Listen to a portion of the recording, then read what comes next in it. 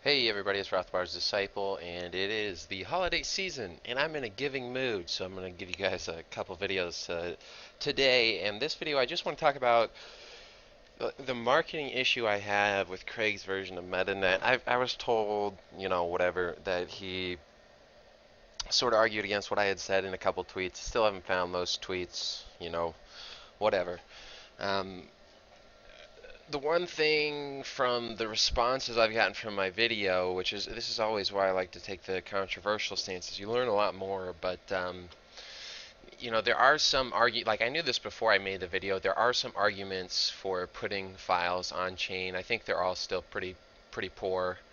Um, but I just want to show you the marketing here for and why it makes no sense to start with putting files on chain. Obviously, it costs a shitload. Some people told me like, oh hey, you can put one transaction on the blockchain that'll have up to 4.3 gigabytes, and it's like that's cool and all, but you pay fees based on how big the transaction is. So your fees are like it's irrelevant to your transaction count what your fees are going to be. It's the size of the transaction. So whether you do it in multiple transactions or not, your fees are still they're high as balls, right? So if you're putting something big on the blockchain, the number I came up with yesterday was I think it was like $60,000 per movie. Let's say it's down to 10,000. That's still an insane amount, and that would assume there's a lot of efficiency gains, I guess, to not doing multiple transactions, which is probably not true.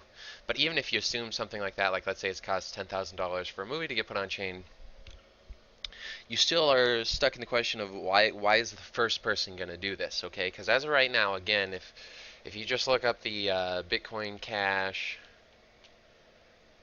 Block Explorer, I don't want to look up a specific transaction. I think this is one of my um,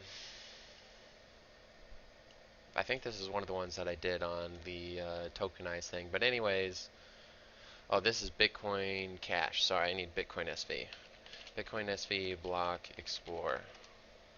If we open up the Bitcoin SV Block Explorer, we look at the transaction count. Once again, it's low as balls, right? Low as balls. So again, why would anyone look at this and say, hey, I want to put super high valued transactions onto a chain that's only got this much security behind it? Like the transaction fees are fractions of a cent. So we don't even have a full cent in transaction fees to secure the network. It's not very high.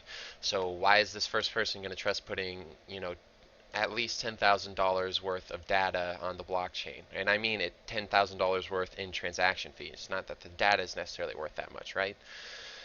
And so this is why I keep telling them that, like, you gotta start with the hashes, okay? Even if you assume, which I don't, I disagree with the idea that you're ever going to put full files on the blockchain. But even if you assume you're going to put full files on the blockchain, it's mentally retarded to start with this from a marketing standpoint.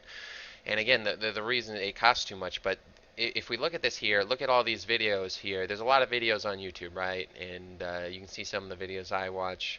Watch a bunch of fight videos. There's a couple gaming videos in there as well. And then, I got my political videos and whatnot. Might be a few Python videos still in there, but there's a lot of videos here, and if you're wondering how many videos it is that YouTube creates per day, well, you can actually find the number of hours that are uploaded daily, and it's 576,000. When I first saw this number, I thought it was great because it actually makes it really easy to figure out how many transactions there would be in a block if you had all these videos being posted to the blockchain. And I'm just talking about their hashes, okay? Because if you look at most YouTube videos, they're not nearly as valuable for the amount of time that you watch them as a movie is. Like a blockbuster movie makes a lot more money than a 2-hour YouTube video. Okay, most YouTube videos have very low value, so putting YouTube videos on chain doesn't really make sense, right?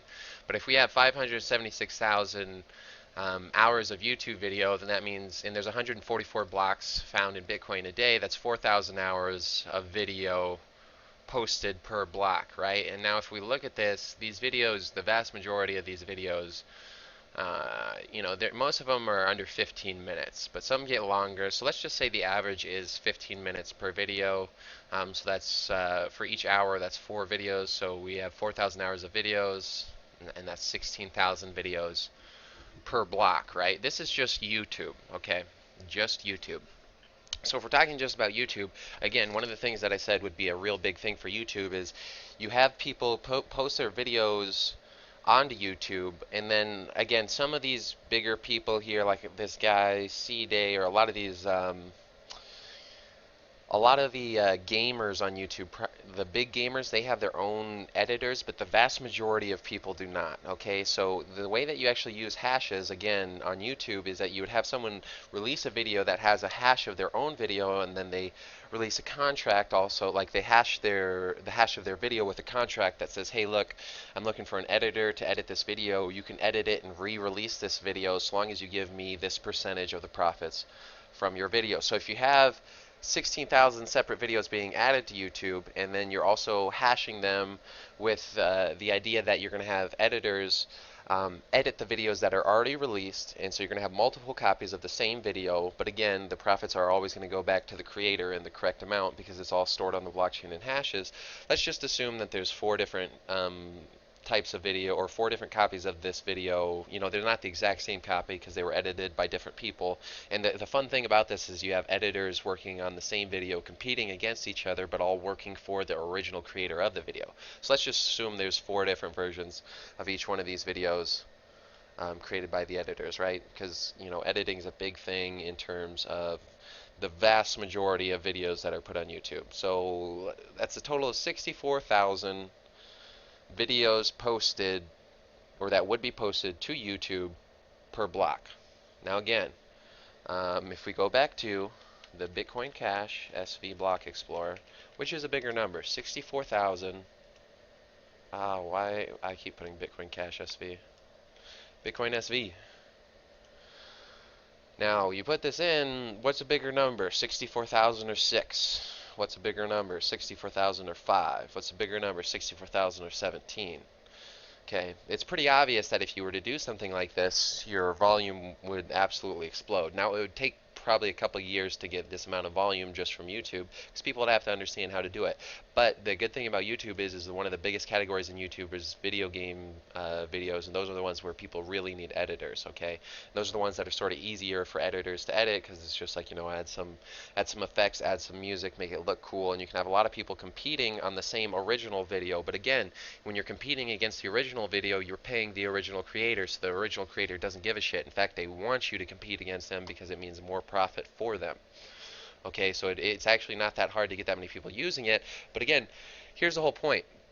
If you talk about something like putting full files on chain, there's only a couple people in the world that have the money to do this, and why would they trust it with the transaction volume we have? They won't, you know, they won't trust it whatsoever.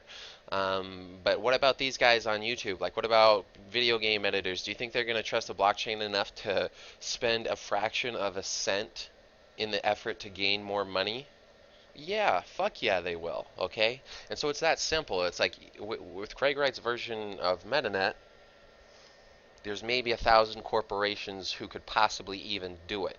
And those guys aren't going to trust it that much. So you got 1,000 potential customers, and the chances of them actually trusting it that much is basically 0 because the cost is so high.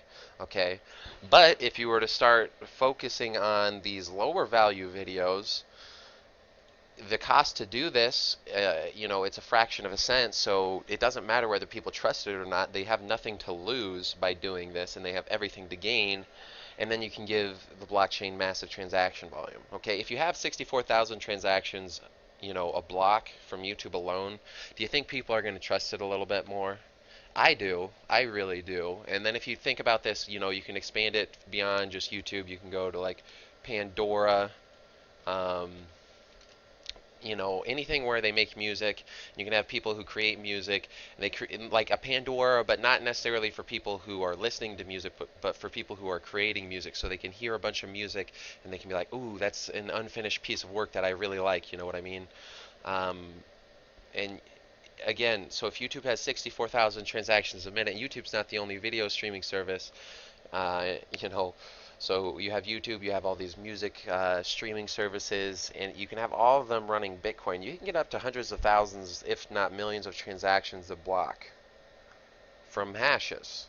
Now again, if you start off with this angle, if you have up to 100,000 transactions a block using the hash method of Metanet, everybody's going to trust it. So if Craig Wright's version of putting files on chain would work, the best way to accomplish that is to not do anything with the on-chain or putting files on chain today and just work on doing the hashes.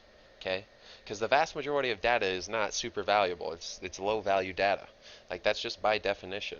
And again, nobody trusts Bitcoin right now, so you have to make sure that the cost is tiny so that there's nothing for them to need to trust. You have nothing to lose if you're spending a fraction of a cent on transaction fees, and you have a lot to gain.